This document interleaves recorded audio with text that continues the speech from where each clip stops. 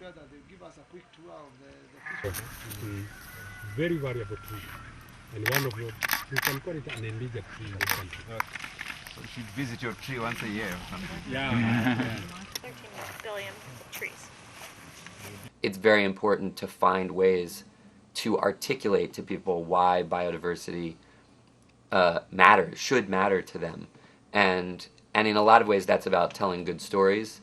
It's about being able to go out into the world, see programs, see examples of the good and the bad, see examples of negative impacts of loss of biodiversity, see examples of positive impacts of restoration or preservation of biodiversity, and come back and find a way to communicate that to people in a broad-based way. So you have people coming back. Market locally is so wide, but we have got some. So when the day comes for harvesting,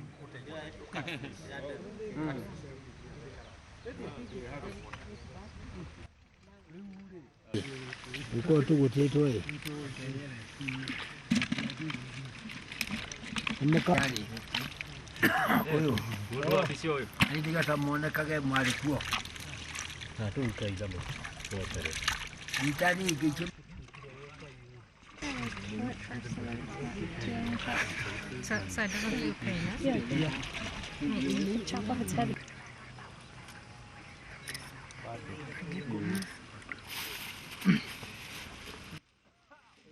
Who is Kachia? 330 of these messages, so we're trying to raise awareness.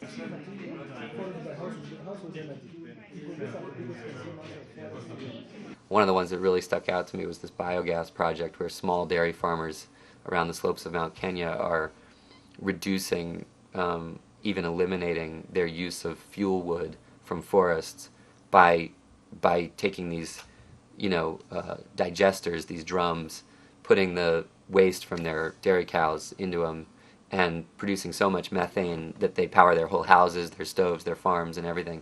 And there was a guy who's, the project manager of that, and he was like, Steven Spielberg was never more passionate or creative than this guy was.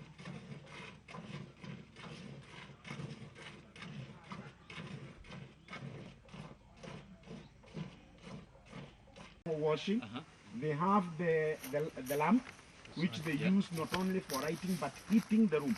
3 households, 3 meals a day off of this are burning. How much fuel wood per year would those 3 households have to collect to do the same? The same family would use kerosene for lighting the house for another average of like 500 shillings. Most of the farmers we did from up here. Subsidy. Let's say you just took raw cost. Yes. Not cost to the farmer. Yeah. How long to recover? If you took all those savings? We're losing this enormous treasury of species that has lots of very specific value to us. Not just holistic or spiritual, but actual economic value. It's a genetic database that we're losing.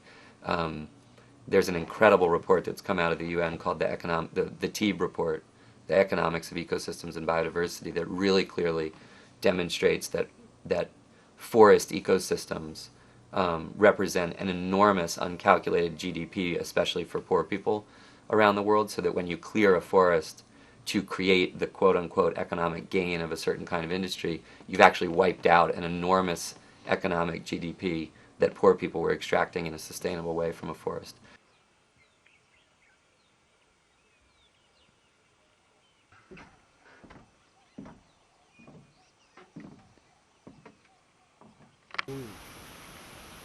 What I can say to the care and the rest is to breathe. If possible, you can breathe some more trees.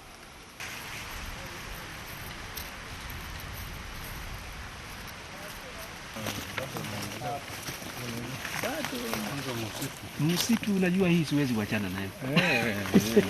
That's nice. Kama tulianzana na wao, I cannot leave them.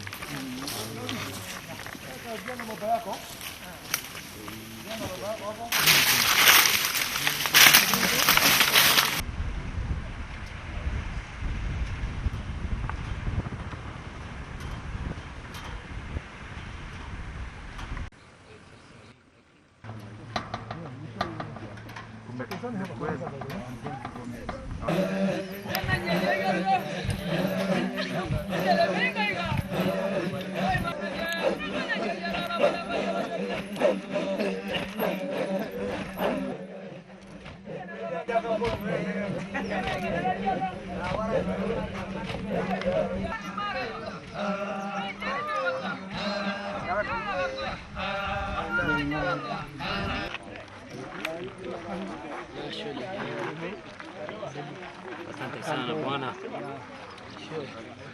Thank you. Biodiversity is not just this abstract concept in halls of science. It's the living underpinning of our lives, and we are all intimately and directly connected to the services and the resources that biodiversity supplies us in our lives. We are reliant on the web of biodiversity for our lives, and I think we have to tell that story better to people.